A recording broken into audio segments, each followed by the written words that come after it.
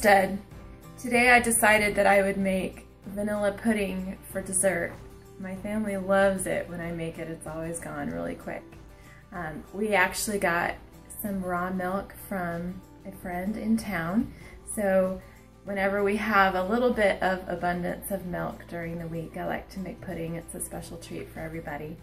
Pudding that you buy in the store, or maybe you've made it with a mix, you have to whip it with some milk, has a lot of chemicals in it. If you ever looked at the ingredients list, there are so many ingredients that you can't even pronounce. Well, today I'm going to show you how to make pudding from scratch, and it's very easy once you learn how to do it, and I hope you enjoy making it in your own kitchen. Today I'm using unbleached flour. If you've seen any of our other videos, you know that I always mill my flour and I bake with whole grain flour as much as possible. Today I'm using unbleached flour because I want my pudding to have a really smooth consistency, and I don't want it to look like it has little flecks of something in it. The whole grain flour that I mill is milled straight from the whole wheat berries, so it's going to have the bran, as the wheat bran, as well as the endosperm. The endosperm is what they use to make flour, white flour that you'd buy from the store. They remove the endosperm from the whole wheat berry, and that's why it's white. At least this flour is a better choice than bleached flour, just because it doesn't go through the bleaching process. And I always double my recipe because everyone loves pudding, but I will post this recipe on our website, and I will not double it for those that want to make a smaller quantity. I'm using 2/3 cup of unbleached flour, and then to that I'm going to add 1.5 cups of sugar. Now you notice that I'm just using plain white sugar. We don't have desserts that much, so I feel okay with using just plain white sugar every now and then. This recipe would turn out very well if you were using raw sugar. For me, it's a little expensive, so if I want to do sweet things, I'll generally use plain white sugar just because it's cheaper and we don't have desserts all the time. Okay, so I'm just going to whisk that together.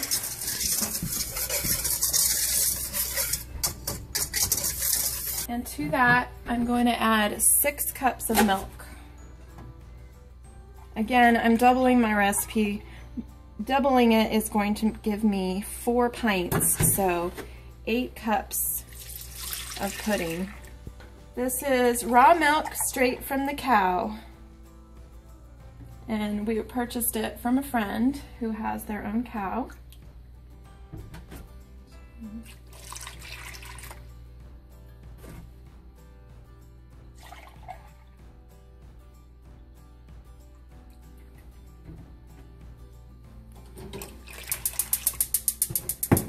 Okay, that's 6 cups of milk. Alright, I turned my heat on, and I'm just going to stand here and stir it until it gets thick. This is probably the most time-consuming part, but I think it's worth it. You want to stir it until it's bubbly and thick, and it takes a little while to get up to temperature and then get thick. You don't really want to walk away from this. You want to stand and stir it. You can do something and then come back and forth, but definitely don't leave the kitchen.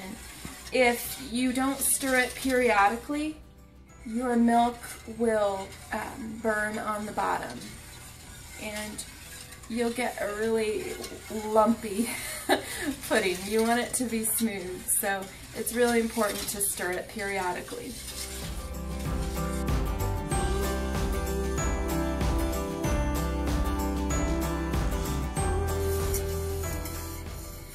I've been stirring for about 10 to 15 minutes.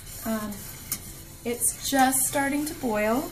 It's getting some good bubbles in it, and you can tell that it's getting really thick. And if I was to let this go, it would definitely start boiling over, and you don't want to do that. So I'm going to turn off my heat.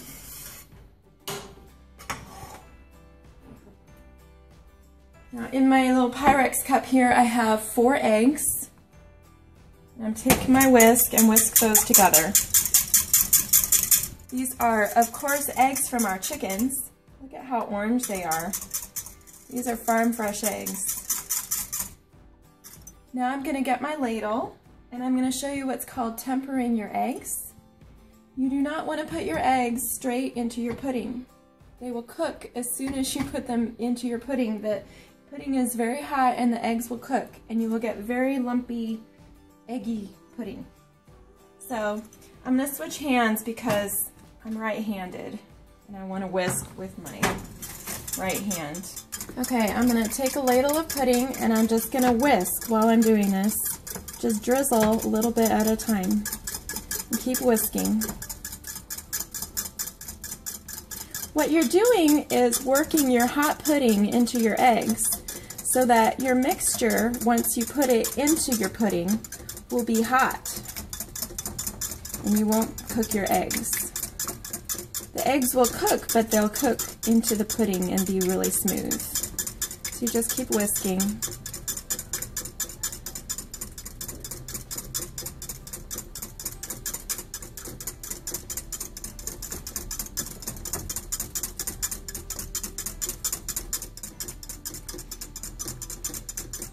I do this until my cup is full.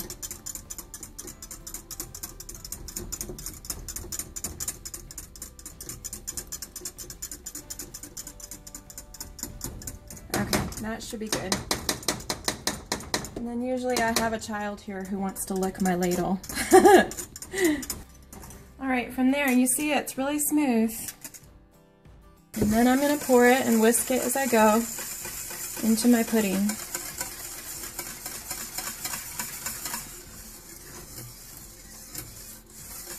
You can tell the eggs are already making it thicker.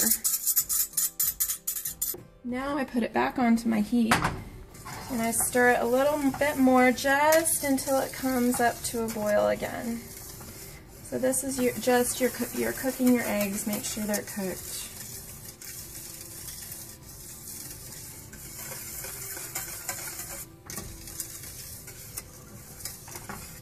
You can see how it's nice and smooth.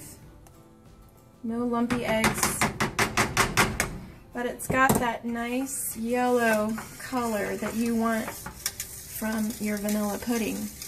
And that color comes from the egg yolks. No dyes in my pudding. I also forgot to mention that if you have some kind of gluten sensitivity, you can make this pudding without flour. You could substitute cornstarch. You could also, if you're not into the GMO corn products, which, you know, most cornstarch is made from, you could substitute what's called arrowroot powder. And those of you who are gluten sensitive may know about arrowroot powder already. It's a good thickener for people who are gluten sensitive to gluten. Okay, I'm going to turn off my heat. You can see that I've got a few little bubbles there. I don't want a full rolling bubble. I don't want a full rolling boil. I just want to see a few bubbles. So now I'm ready to turn it off. And I'm almost done. I'm going to add 2 tablespoons of butter. Now I added 2 tablespoons of butter. Now I'm getting ready to add my vanilla. Isn't that a pretty jar? A friend made some vanilla for us, and if you've never done that, it's pretty easy. You just put vanilla bean in some vodka, I believe, and let it sit, and the vodka develops the vanilla flavor, and so you can make your own natural vanilla. This is from a friend, and if you're using natural vanilla, you want to make sure you use half of what a recipe calls for. So I'm going to do 1.5 teaspoons. Really, my recipe calls for 3 teaspoons. I'm using 1.5 of this because it's very concentrated. So I stir that together. Oh, it smells so good. The vanilla is so fragrant. Everyone's gonna love me when I get this out for dinner time.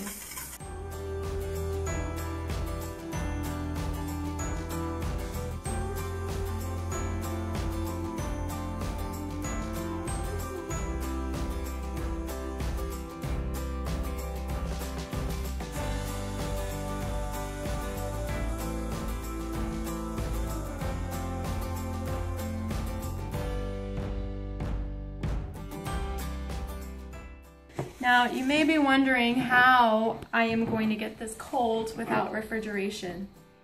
It's in the 40s outside today, so I'm just gonna sit it outside.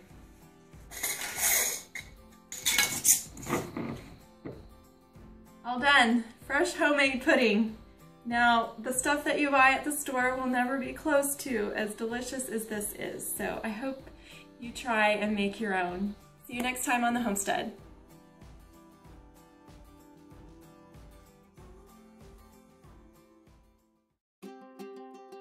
If you enjoyed this video, please click the thumbs up button below the video. It really makes creating these videos worthwhile. If you want to make sure to never miss a new video, be sure to click the subscribe button. Now you can get your homesteading questions answered. Visit us at our contact page on anamericanhomestead.com and send us your questions. Maybe we'll pick your question for a future video or article on our website.